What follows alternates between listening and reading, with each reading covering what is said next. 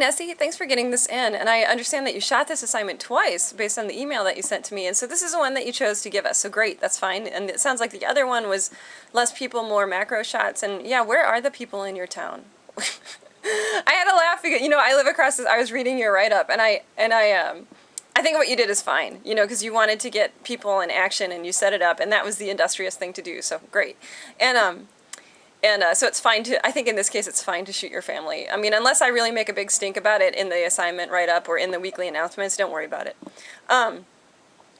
So this shot is just cracking me up. Like, just the body language of this fellow is wonderful.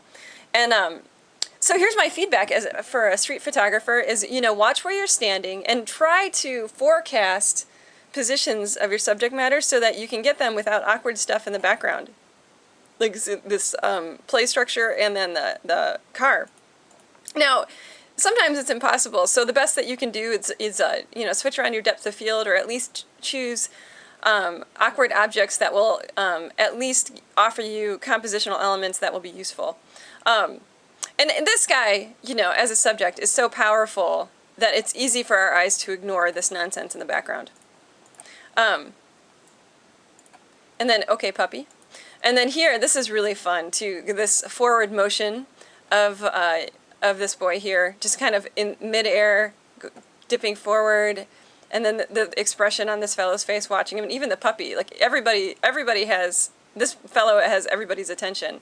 This becomes slightly awkward, right there. We just have a little hand and a foot. So more of this guy here, or just eliminating him entirely. That's the sort of thing that we look for in really fine street photography. And I know we're looking for light quality too, which you've got. Your light quality in these images is fine. This might be a little overexposed. However, the light itself is describing him really nicely. We're getting a really good feeling of the type of day that he's out on. And here the puppy's in the shade, and the light is soft just like the puppy, so that makes a lot of sense.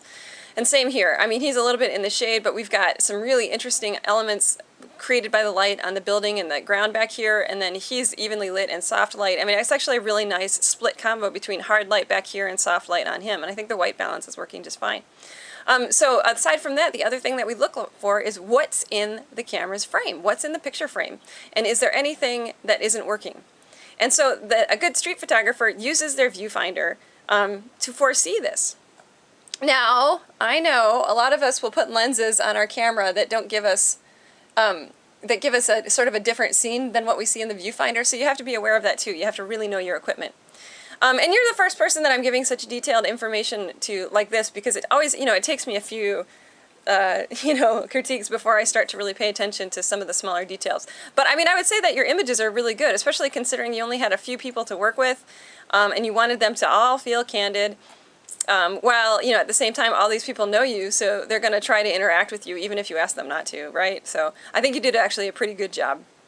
These look good. And I would say, I can, in my mind, from just years of experience of looking at images, I can convert these to black and white, and I don't think that they're that much more successful.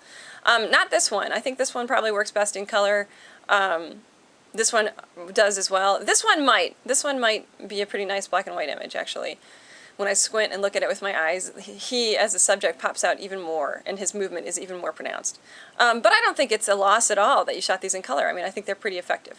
I think you did great. Thank you, Nessie, and I will see you next week.